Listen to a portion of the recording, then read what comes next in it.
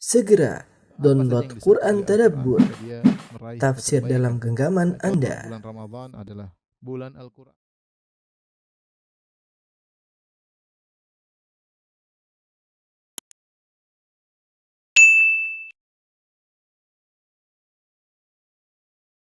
Bab mulatafatil yatim wal banat. Tetap bab tentang berlemah lembut kepada anak yatim dan orang-orang miskin, orang-orang lemah. Hadis berikutnya hadis pengulangan ya. Wa Aisyah radhiyallahu taala anha qalat, dari Aisyah radhiyallahu anha beliau berkata, ja'atni miskinatun tahmilu ibnataini laha. Datang seorang wanita miskin membawa dua putrinya, fata'amtuha thalatha marrat. Aku pun memberikan 3 butir korma kepada wanita tersebut ya. Yaitu satu masing-masing dapat 1 butir korma. Fa'atat kulla wahidatin minhuma tamratan. Maka sang ibu pun memberikan kepada 2 putrinya 1 butir korma, 1 butir korma. Wa rafa'at ila fiha tamratan litakulaha. Kemudian sang ibu ingin makan kormanya, jadi pertama dia mendahulukan kedua anaknya dulu makan. Setelah 2 anaknya makan, baru butir yang ketiga dia hendak makan. Fastata'amatha ibnataha. Ternyata ketika dia hendak makan, 2 putrinya minta bagian yang hendak dimakan oleh ibunya. Fashaqqatit tamratal lati kanat turidu an ta'kulaha bainahuma. Maka akhirnya dia pun membelah korma tadi menjadi 2, dia berikan lagi kepada kedua putrinya. Fa'ajabani sya'nuha. Maka perbuatan wanita miskin ini mengagumkan aku, menakjubkan bagiku. Fadzakartu alladhi sana'at li Rasulillah sallallahu alaihi wasallam. Maka aku pun cerita kepada Nabi sallallahu alaihi wasallam tentang perbuatan ibu tersebut. Faqala innallaha qad aujaba laha bihal jannah. Sungguhnya Allah telah mewajibkan wanita ini gara-gara sebutir korma tadi untuk masuk surga. Au a'taqaha biha minan nar, atau Allah telah menyelamatkan wanita ini dari neraka gara-gara 1 butir korma tersebut. Hadis riwayat Al-Imam Muslim. Ini mirip seperti hadis sebelumnya, hanya saja hadis sebelumnya Aisyah hanya memberikan 1 butir korma. Hadis ini Aisyah radhiyallahu anha memberikan 3 butir korma. Ini dia sudah berikan kepada 2 putrinya. Ketika dia hendak makan yang ketiga, kedua putrinya meminta, akhirnya dia tidak jadi makan. Akhirnya dia bagi kepada kedua putrinya tersebut. Gara-gara 1 butir korma ini, maka kata Nabi dia wajib masuk surga, atau dia diselamatkan dari neraka Jahannam. Oleh karenanya benar sabda Nabi sallallahu alaihi wasallam, ittaqin nara walau bisyakkit tamrah. Jagalah dirimu dari neraka meskipun dengan sepenggal korma ya. Seorang jangan meremehkan apa yang dia miliki untuk dia sedekahkan. Yang penting tulus, yang penting ikhlas, bukan mencari pengakuan, bukan cari pengagungan. Lihatlah wanita ini, dia tidak memiliki apa kecuali sebutir korma, tapi sebutir korma itu ibarat seluruh hartanya ya. Ketika dia bagikan kepada 2 putrinya, maka dia masuk surga gara-gara hal tersebut. Ini dalil bahwasanya memberi makan kepada anak-anak juga berpahala. Mendahulukan anak-anak juga berpahala ya. Taib, ini dalil tentang perhatian terhadap anak-anak putri yang lemah ya, hendaknya diperhatikan oleh orang tua mereka, dan jika mereka memperhatikan putri-putri mereka, maka itu adalah salah satu jalan yang mudah untuk memasukkan mereka ke dalam surga dan menyelamatkan mereka dari neraka Jahannam. Sebagaimana hadis-hadis yang telah lalu, kunna lahu sitron minan nar ya. Barang siapa yang memelihara putri-putrinya, maka putri-putrinya tersebut akan menjadi penghalang baginya dari neraka Jahannam. Kemudian hadis berikutnya, wan Abi Syuraih Khuwailid bin Amr al-Khuzai radhiyallahu taala anhu qala Nabi sallallahu alaihi wasallam, dari Abi Syuraih radhiyallahu anhu, beliau berkata, Rasulullah SAW bersabda, Allahumma inni uharriju haqqad dha'ifaini al-yatim wal mar'ah. Haditsun hasan rawahun Nasa'i bi isnadin jayyid. Itu Rasulullah SAW bersabda atau berdoa, ya Allah, aku menyusulkan atau memberikan dosa kepada orang-orang yang menyia-nyiakan hak 2 orang yang lemah, 2 makhluk yang lemah, yaitu yatim dan wanita. Hadis ini diriwayatkan oleh Imam Nasa'i dengan sanad yang jayyid ya. Kita tahu bahwasanya buku-buku hadis yang terkenal ada Sahih Bukhari, Sahih Muslim. Sahih Bukhari, Sahih Muslim semua isinya hadis-hadis apa? Sahih. Sahih Bukhari ada beberapa hadis dikritiki, tapi yang benar kritikan mereka keliru. Jadi seluruh hadis dalam Sahih Bukhari hadisnya apa? Sahih dengan syarat yang bersanad tentunya. Hadis-hadis Imam Muslim ada beberapa hadis yang dikritiki, sekitar 20-an mungkin dikritiki. Dan kata para ulama kebanyakan yang mengkritiki lebih benar daripada Imam Muslim. Jadi ada beberapa, secara umum semua hadis sahih, tapi ada segelintir hadis yang dikritiki dalam Sahih Muslim. Adapun sunan-sunan, Sunan Abi Dawud, Sunan Ibnu Majah, Sunan Nasa'i, Sunan Tirmidzi, ini hadis-hadis dalam buku-buku sunan tersebut bercampur ada antara hadis sahih dan hadis yang apa?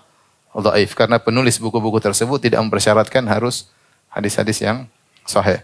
Makanya Imam Nawawi rahimahullah berkata, hadis ini diriwayatkan oleh Imam Nasa'i bi isnadin jayyid, dengan sanad yang jayyid, yaitu sanad yang hasan. Wa ma'na uharrij, kata An-Nawawi,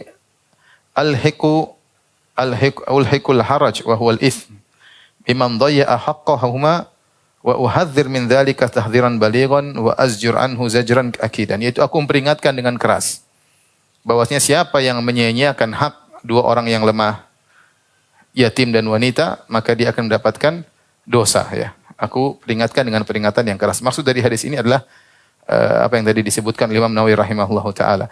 Di sini Rasulullah SAW mengingatkan kepada kita untuk perhatian terhadap hak dua orang yang lemah. Kenapa lemah? Karena anak yatim kepada siapa dia bersandar, ya, pada dia bersandar. Kita bayangkan bagaimana seorang akan meninggal dunia kemudian anaknya masih ada yang kecil, tentu dia sedih, ya. Kalau dia meninggal bagaimana dengan anaknya? Mungkin dia lebih memikirkan anaknya daripada dirinya sendiri.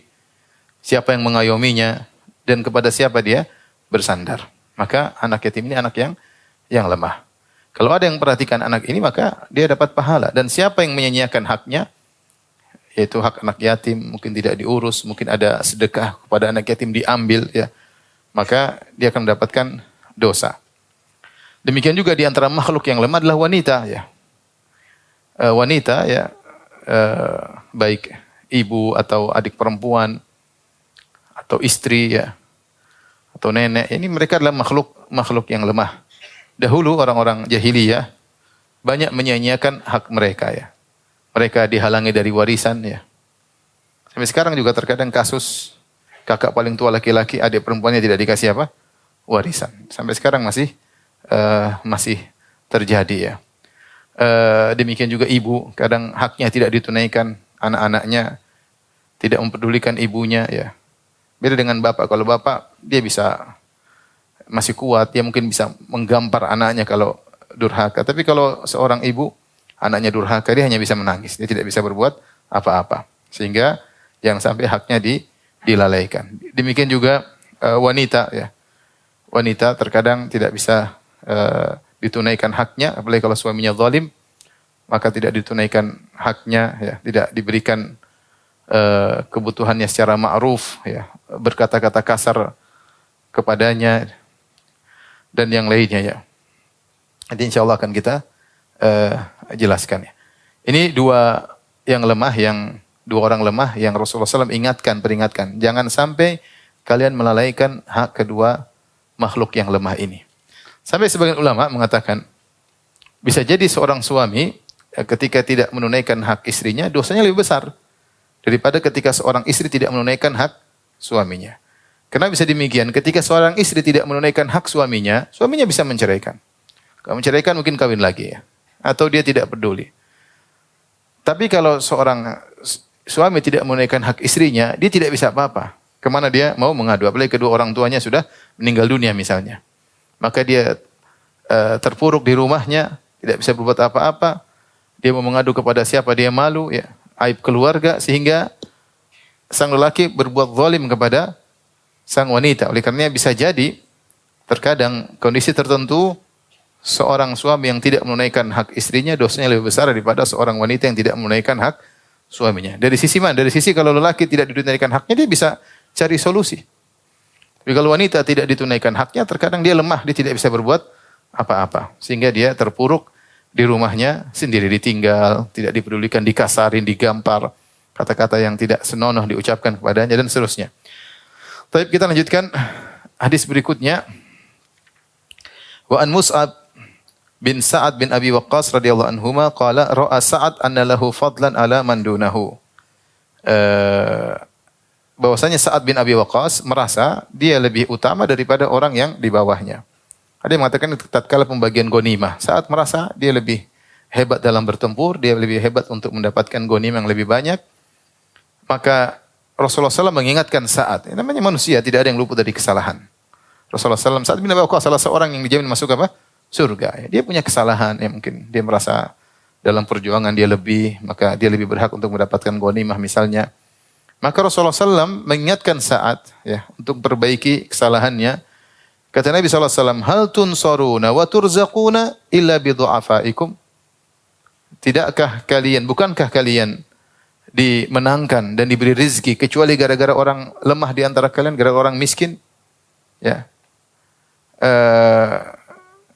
Kata An-Nawawi, hakadha mursalan, hadis ini diriwayatkan secara mursal, fa inna Musa bin Sa'ad tabi'i, karena Musa bin Sa'ad yaitu anaknya Sa'ad bin Abi Waqqas adalah seorang tabi'i. Wa rawahu al-Hafidz Abu Bakar Al-Barqani fi Sahih Muttasilan an Mus'ab an abihi radhiyallahu anhu.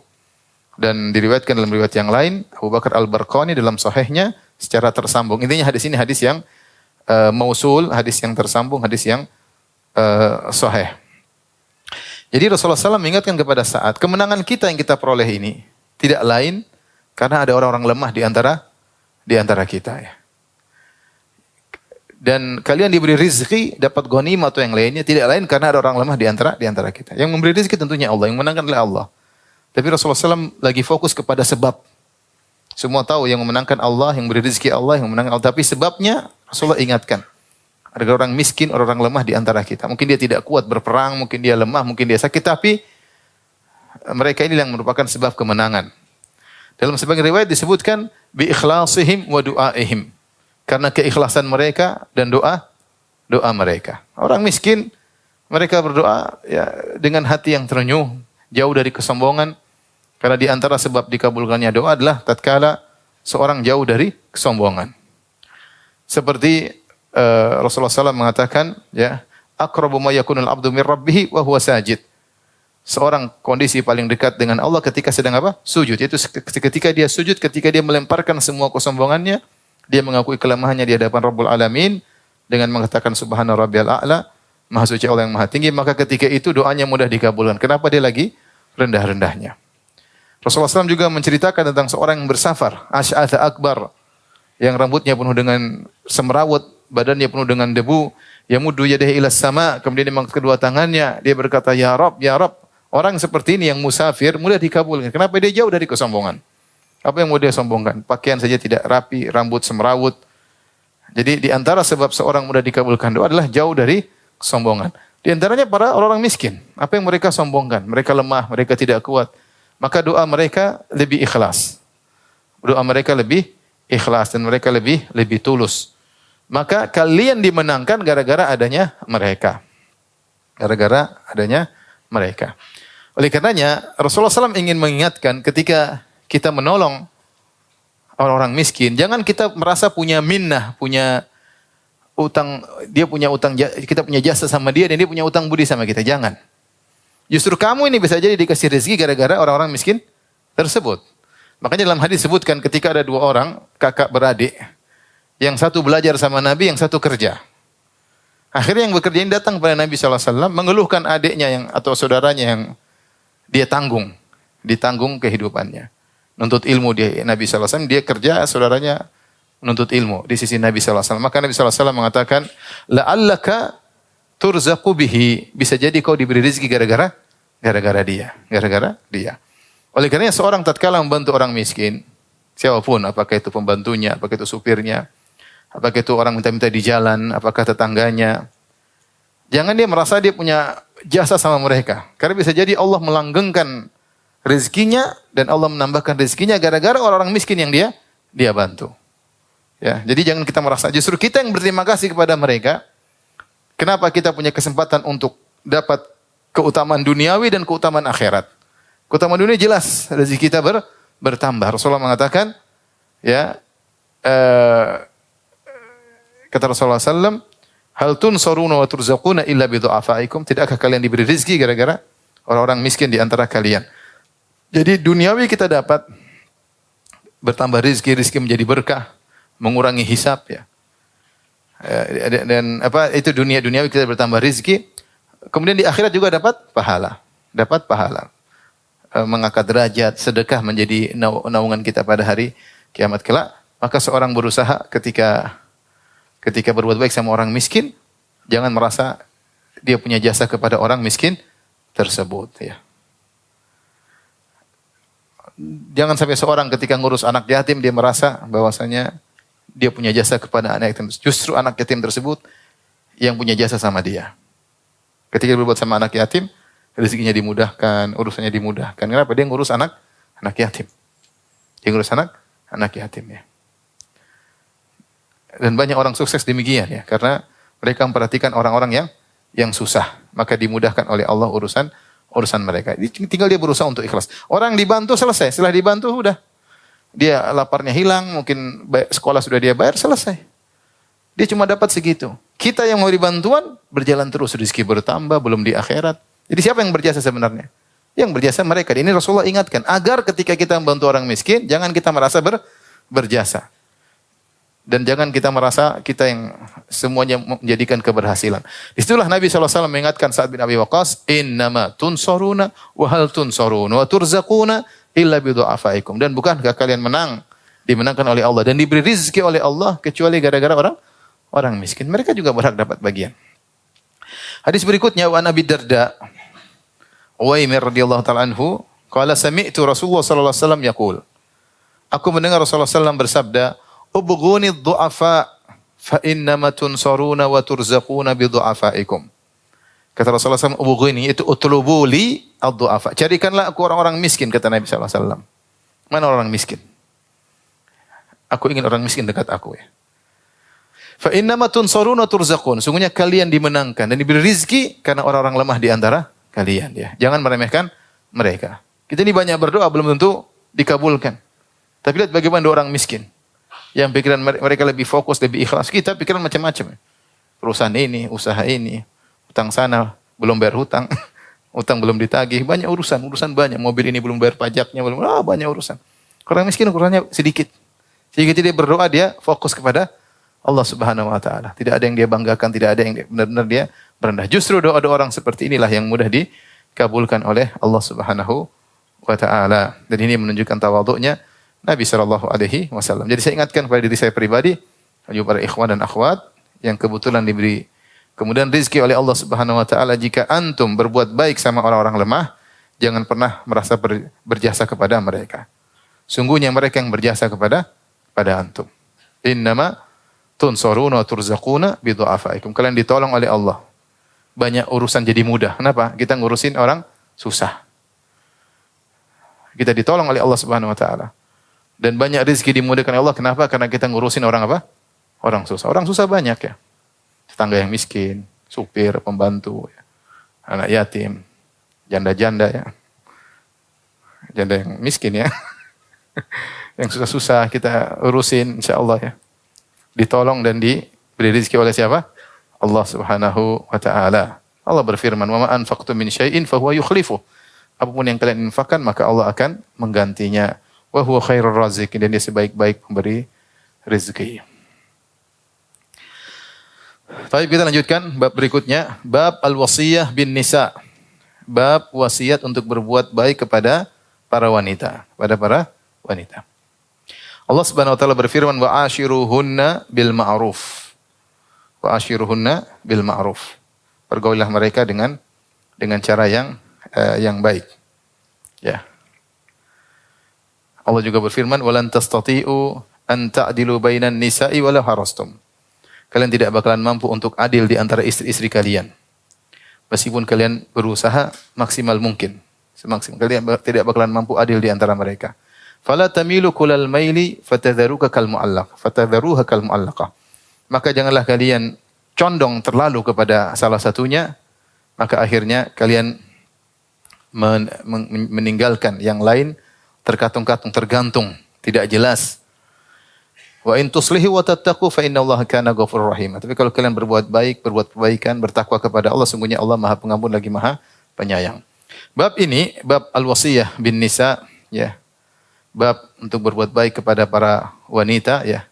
Tentunya secara umum berbuat baik kepada wanita sebagaimana kita sebutkan, wanita makhluk yang lemah, baik dia adalah ibu atau kakak perempuan kita atau adik perempuan kita atau bibi kita, tante kita, ya. Anak-anak perempuan kita, ya. Ini secara umum Rasulullah SAW menyuruh kita berbuat baik kepada mereka tadi, karena wanita adalah makhluk yang lemah.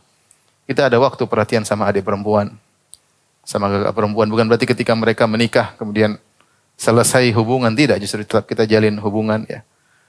Anak perempuan, ya. Bibi, tante, ya. Terutama ibu, ya.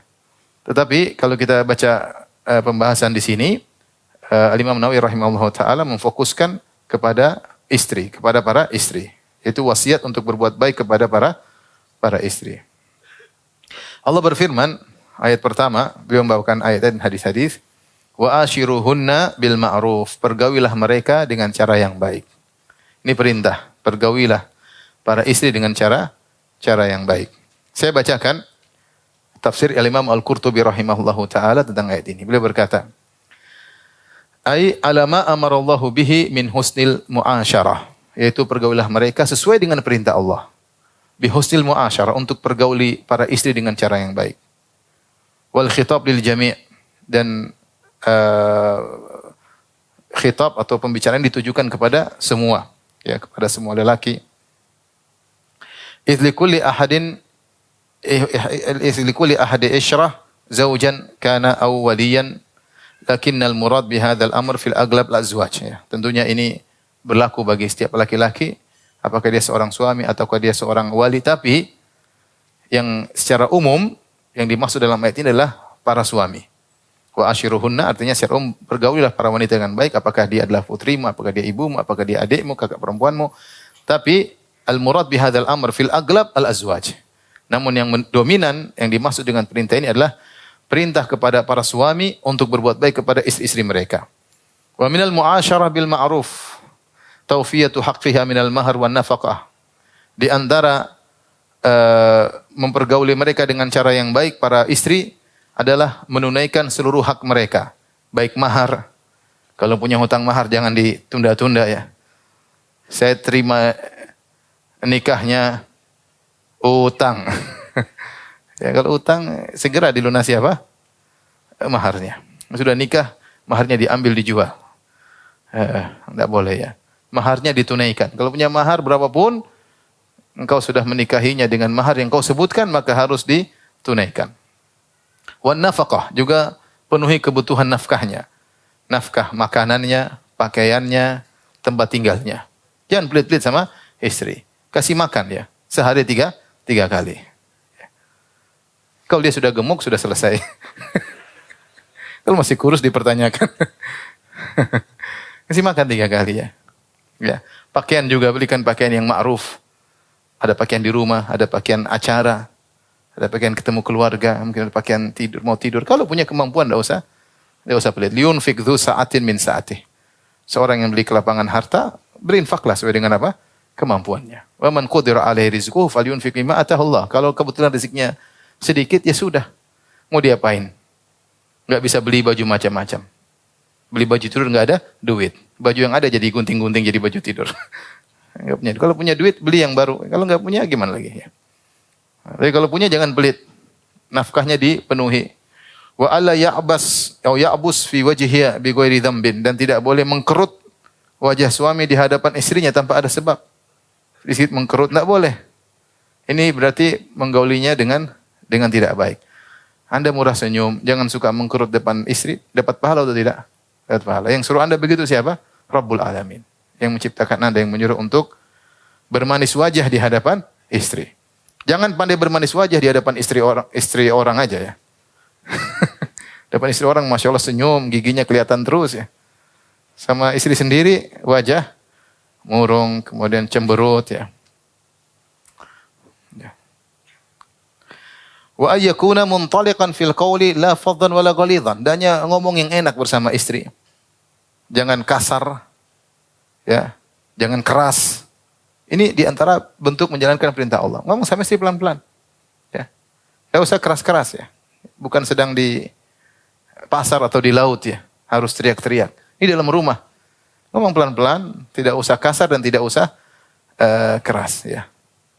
Jadi kalau kita bicara sama orang kita bisa pilih kata-kata, sama istri juga. Kita ngobrol sama teman kita bisa pilih kata-kata yang indah buat mereka tersenyum, buat mereka tertawa. Sama istri juga. Buat mereka tersenyum, buat mereka tertawa. Gombal-gombal sedikit, nggak ada masalah. Dapat pahala. Kalau sama kawan dapat pahala, apalagi istri ya. Yang dituntut untuk melanggengkan al-mawaddah, kasih sayang di antara suami dan istri. Kemudian kata Al-Qurtubi, wala mudhiran mailan ila ghairiha. Dan jangan menampakkan kecondongannya kepada istri yang lain. Ini antum tidak bisa praktekan. Jadi kalau punya istri dua, jangan sedikit-sedikit, oh yang sana Masya Allah. Nggak boleh. Kamu oke, tapi yang sana lebih oke. Nggak boleh. Nggak boleh. Ini, meskipun dalam hatimu kau lebih condong kepada salah satunya, kau nggak boleh menunjukkan kau lebih condong kepada yang lain. Ya, nggak boleh kau menunjukkan lebih condong kepada yang lain. Karena itu sangat menyakiti hati seorang apa? Wanita. Ya. Kalau wanita saja, istri kita cuma satu, kita bilang, perempuan itu cantik, kira-kira dia marah atau tidak? Marah, padahal bukan istri kita. Kita bilang, itu cantik banget. Dia ada marah. Dia tanya, lebih cantik mana, saya atau dia? Kamu dong. Kita bilang, ada perempuan cantik aja, dia marah. Apalagi madunya. Apalagi apa? Madunya. Ini tidak boleh. Fa'amara Allah subhanahu bi husni suhbatin nisa idza aqadu alaihinna. Maka Allah Subhanahu wa taala memerintahkan untuk mempergauli para wanita dengan baik jika telah melakukan akad dengan mereka. Litakuna khultatu ma bainahum wa suhbatihim 'alal kamal fa innahu ahda lin nafs wa ahna lil aish. Agar hubungan antara mereka suami istri pergaulan berusaha sesempurna mungkin, berusaha seindah mungkin. Yani maksudnya dianjurkan untuk romantis, dianjurkan untuk melakukan yang terbaik bagi istri. Karena itu lebih menenangkan jiwa dan lebih menyenangkan kehidupan. Makanya di antara tujuan pernikahan, ya, kata Allah Subhanahu wa taala, "Wa min ayati an khalaqalakum min anfusikum azwajan litaskunu ilaiha wa ja'ala bainakum mawaddatan wa rahmah." Di antara tanda-tanda kebesaran Allah bahwasanya Allah menjadikan bagi kalian pasangan-pasangan bagi kalian itu para istri, litaskunu ilaiha, agar kalian tentram, agar kalian merasa tentram, sakinah dengan mereka. Wa ja'ala bainakum mawaddatan wa rahmah, dan Allah menjadikan di antara mereka rasa cinta dan kasih sayang. Maka di antara tujuan pernikahan adalah mawaddah dan rahmah dan sakinah di antara keluarga suami istri. Maka semua perkara kalau antum niatkan karena Allah. Dan kita punya kaidah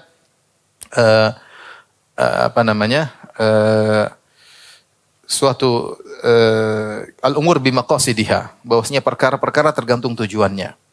Kita punya tujuan yang syar'i dan itu ada di antara maqasidiz zawaj, di antara tujuan pernikahan adalah mawaddah dan rahmah yang Allah sebutkan dalam Al-Qur'an, sakinah, mawaddah dan rahmah.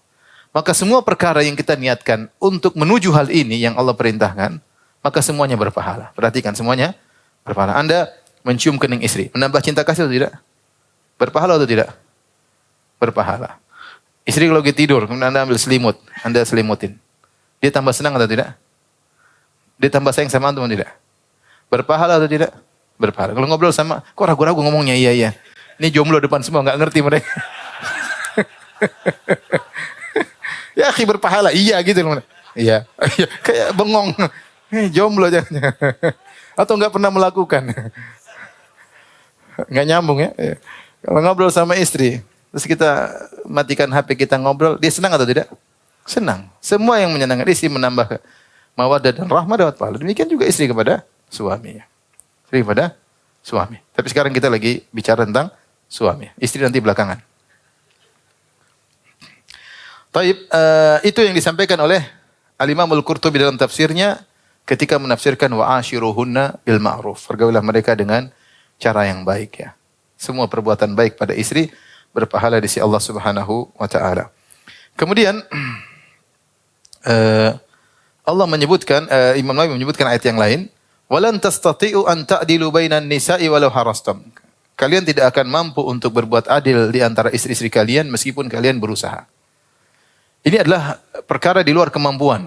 Dalam hadis Rasulullah SAW mengatakan, Allahumma hadza qasmi fima amlik, fala talumni fima tamlik wala amlik. Ketika Rasulullah SAW sudah membagi adil di antara istri-istrinya, jatah mabit, jatah nginap, Rasulullah SAW berkata, ya Allah, inilah pembagianku yang aku mampu.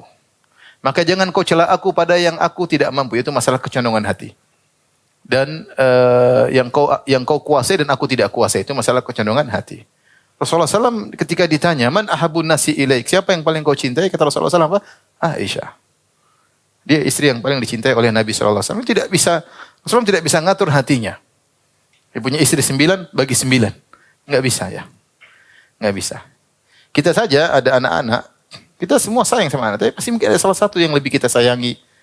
Itu di luar kemampuan kita. Tapi kita harus berusaha menunjukkan kita adil terhadap apa? Anak-anak. Demikian juga Allah mengatakan, walan tastati'u, kalian tidak bakalan mampu untuk adil di antara apa? Istri-istri. Punya istri 4, biasanya lebih sayang kepada apa? Salah satunya. Enggak mungkin semua 25%, susah. Sebenarnya cinta dibagi itu enggak benar ya. Cinta dibagi itu tidak benar. Bukan kita punya cinta 100 kita bagi 25. Ini enggak benar. Sungguhnya kalau orang nikah lagi itu dia buka file baru ya, bukan file baru. Jadi bukan file dibagi 2, paham? Antum paham atau tidak? Enggak paham ya sudah, memang belum waktunya untuk paham. Jadi jangan disangka cinta dibagi 2, enggak. Jadi dibuka file cinta yang baru. Kayaknya serius nih orang-orang ini. Tapi file itu tetap saja bisa berbeda ya. Karena itu di luar kemampuan manusia. Kecondongan hati tidak ada yang bisa mengatur. Hati ini siapa yang memiliki? Allah Subhanahu wa taala ya. Kita enggak bisa ngatur saya mau sama cinta, belum tentu. Makanya Allah ingatkan, meskipun kau berusaha untuk adil dalam rasa cinta, kau tidak bakalan apa? Mampu. Oleh karenanya kalau kau tidak bakalan mampu untuk adil dalam rasa cinta, sama-sama 100% enggak bisa. Fala tamilu kullal mail, maka janganlah kau terlalu condong kepada salah satunya sehingga kau meninggalkan yang lainnya. Kal mu'allaqah, seperti wanita yang terkatung di antara langit dan bumi. Ya, tersia-siakan, tidak diperhatikan.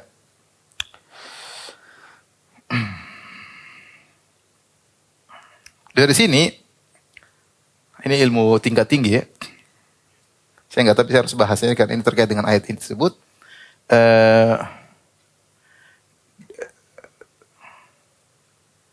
Saya bacakan ya. Kata Syekh Utsaimin rahimahullah taala, janganlah kalian condong pada salah satunya. Li'annal mar'ata idza ra'at anna zawjaha ma la ma'adarratiha ta'ibat ta'aban 'aziman. Karena seorang wanita jika lihat suaminya condong kepada istri yang lain, maka dia akan benar-benar letih, capek, sumpek. Washtaghala qalbuha. Maka hatinya pun sibuk memikirkan hal tersebut. Fasarat kal mu'allaqati baina sama'i wal ardi laisa laha qarar. Jadilah dia seperti wanita yang tergantung antara langit dan bumi, tidak tenang. Kenapa dia melihat apa? Suaminya condong kepada yang lain. Maka tadi kata Al-Qurtubi, jangan menampakkan hal tersebut. Jangan menampakkan hal tersebut ya. Makanya seorang kalau lagi di rumah salah satunya, enggak usah cerita-cerita yang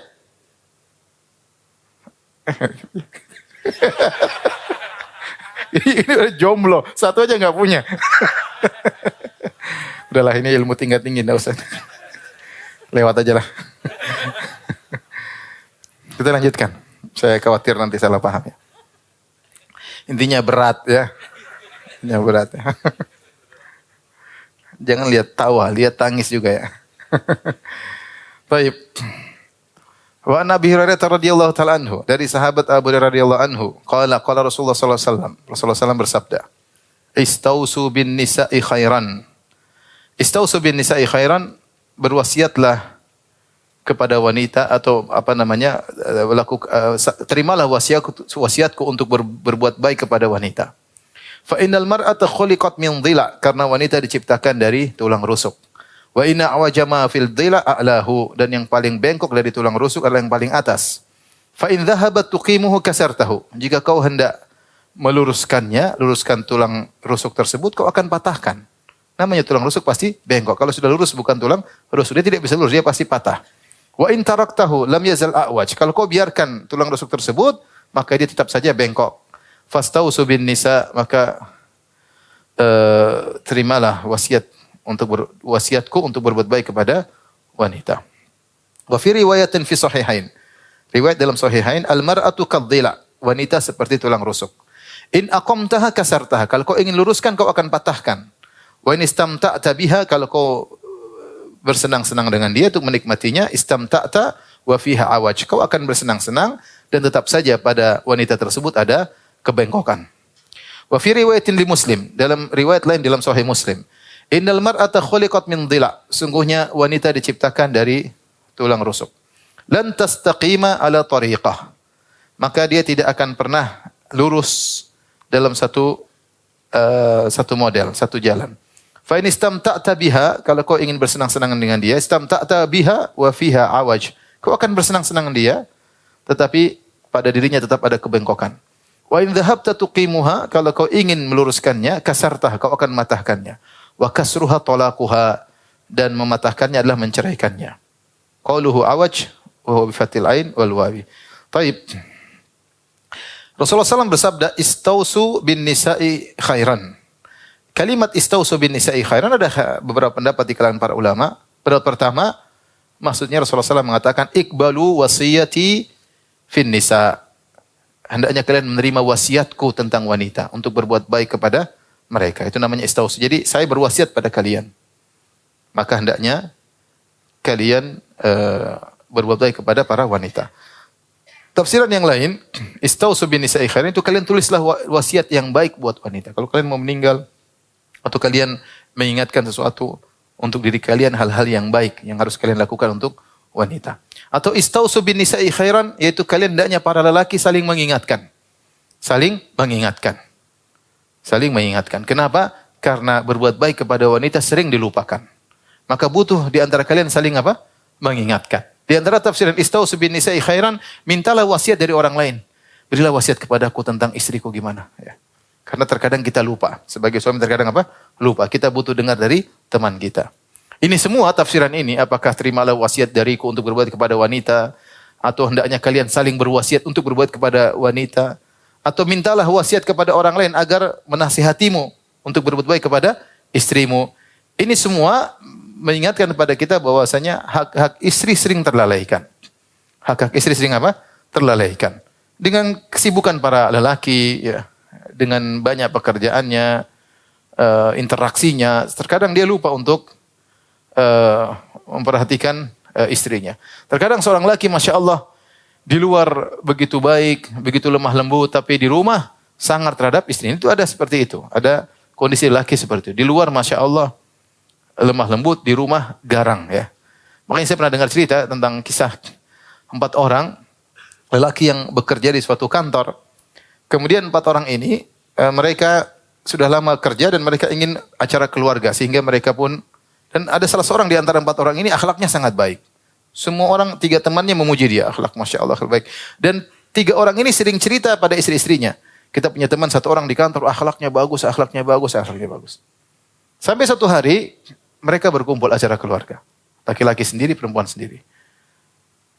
Ketika ibu-ibu 4 orang ini berkumpul, maka yang 3-nya bilang sama istrinya yang akhlak baik ini, Masya Allah, kau beruntung suamimu, Masya Allah, akhlaknya baik. Suami-suami kita sering ngobrol, suamimu Masya Allah, Masya Allah. Dia kaget. Di luar Masya Allah, di rumah amit-amit. Jadi ada orang seperti itu, ada. Ada Masya Allah. Kalau di luar Masya Allah murah senyum, di rumah sangar sama apa?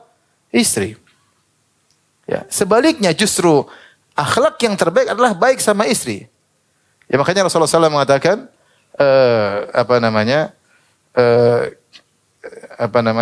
yang terbaik adalah yang terbaik bagi apa? Khairukum li ahlihi. Yang terbaik di sisi Allah, yang terbaik bagi apa? Istrinya. Karena akhlak sesungguhnya seorang adalah di hadapan istrinya. Ketika istrinya lemah, dia bisa gambar, dia bisa berkata-kata kotor, dia bisa maki-maki, istrinya tidak bisa balas. Kalau sama teman dia pasti bisa berbuat tasanno, dia bisa berbuat-buat, dia bisa pilih kata-kata, karena tidak mungkin dia maki temannya. Temannya dimaki mungkin ngelawan. Makanya jika seorang akhlaknya bagus di rumah, itu lelaki terbaik. Itu lelaki apa? Terbaik ya. Makanya saya selalu ceritakan, seorang laki berusaha menjadi yang terbaik bagi apa?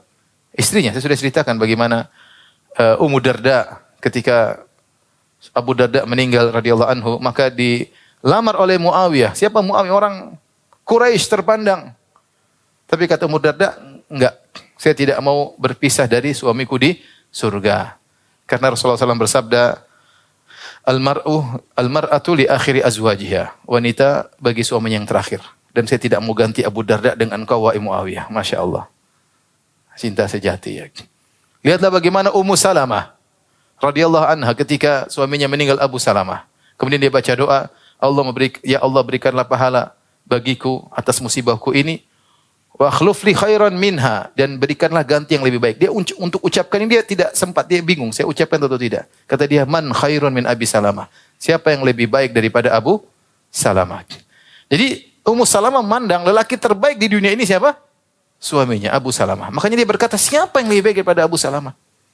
Akhirnya dia terpaksa berdoa, ya Allah gantikan aku yang lebih baik. Akhirnya Allah ganti dengan siapa? Nabi Muhammad SAW.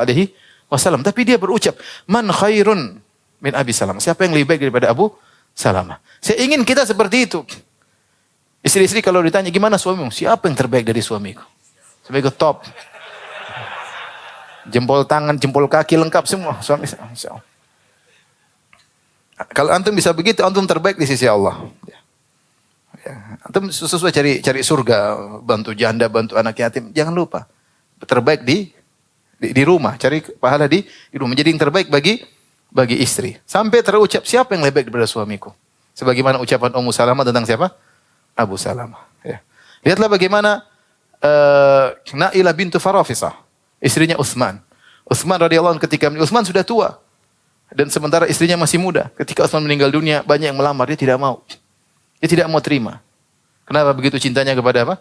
Utsman. Sampai orang terpesona dengan giginya. Katanya giginya indah. Dia patahkan giginya. Supaya tidak ada yang ngelamar. Kenapa? Karena suaminya luar biasa. Jadi ini PR bagi kita semua. Ya, kita ingin istri kita bilang, suamiku Masya Allah. Bukan Masya Allah amit-amitnya. Parah suami saya. Parah. Nggak usah diceritakan. Yang kalian dengar masih kurang. Woi, lebih parah sesungguhnya. Jadi ini perlu kita saling berwasiat kepada di antara kita untuk berbuat baik kepada istri. Jadi nggak ada masalah kalau berdasarkan salah satu tafsiran dari hadis ini kita tanya kepada teman kita, gimana? Sudah belikan emas buat istri nggak? Jadi kita ngajari dia untuk berbuat apa? Berbuat baik. Sudah telepon istri belum? Tidak apa-apa. Kita menjalankan wasiat. Karena istausu binisa'i khairan, di antara tafsirannya, sanilah kalian mengingatkan di antara kalian untuk berbuat baik kepada apa? Istri. Istri sudah beli hadiah enggak? Ketawa ketiwi dari tadi beli belanja-belanja enggak belikan. Istri mau dibelikan hadiah dong. Ya. Jadi kita ingatkan. Sudah telepon belum? Sudah ini, kamu belum pulang dari kemarin loh. Pulang sana misalnya. Ya. Itu di antara sunnah mengingatkan teman kita untuk berbuat baik kepada apa? Istrinya. Taib. Kenapa Rasulullah SAW begitu mewanti-wanti atau mengingatkan dengan tegas untuk berbuat baik kepada para wanita? Karena para wanita punya kekurangan. Kekurangan inilah yang menjadikan lelaki terkadang jengkel dan tidak berbuat baik kepada wanita. Rasulullah SAW di sini menyebutkan kekurangan wanita bukan untuk mengaibnya, bukan untuk mencelanya, tapi untuk agar diberi uzur. Paham? Rasulullah SAW menyebutkan aib wanita di sini. Fa innal mar'ata khuliqat min dhila. Wanita diciptakan dari tulang rusuk. Dan tulang rusuk bengkok. Dan yang paling bengkok bagian atas. Sebenarnya Allah mengatakan yang paling bengkok dari perempuan lisannya. Ya, paling apa? Tidak tahu bersyukur, ngumpat-ngumpat, teriak-teriak, marah-marah, ya. Tidak berterima kasih kepada suami. Wajar itu apa? Itu sifat dasar wanita. Kodrat mereka seperti diciptakan dari tulang rusuk yang bengkok, ya. Dan ini dalil bahwasanya asal penciptaan seseorang punya pengaruh terhadap akhlaknya, ya. Adam alaihissalam dulu sendirian. Kemudian Allah ciptakan dari Adam alaihissalam, dari tulang rusuknya Allah ciptakan siapa? Hawa. Hawa diciptakan dari tulang rusuk, maka dia memiliki sifat kebengkokan. Seperti iblis atau jin diciptakan dari api sehingga tidak tenang. Selalu merasa sombong tinggi seperti api yang menyala. Manusia diciptakan dari tanah yang bersifat tenang. Malaikat diciptakan dari cahaya yang tidak bermaksiat, tidak membangkang karena sucinya. Wanita diciptakan dari tulang rusuk, ada kebengkokannya, dan paling bengkok adalah lisannya. Ya. Wa inna awajama fil dhil a'lahu, dan paling bengkok dari tulang rusuk adalah atasnya. Ya.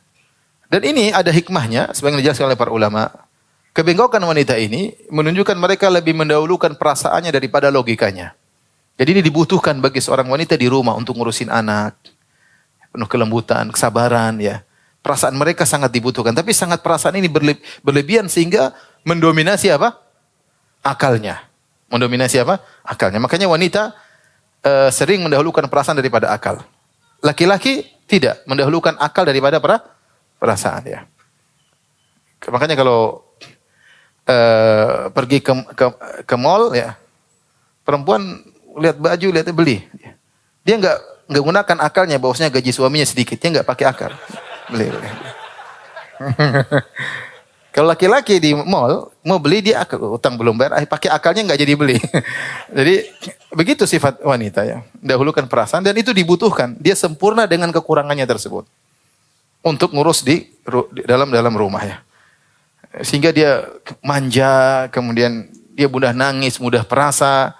Dengan begitulah lelaki bisa menampakkan kejantanannya, kekuatannya di hadapan wanita yang lemah. Tapi kalau antum punya istri yang tegas, tegar, ya Bi, ada apa Bi?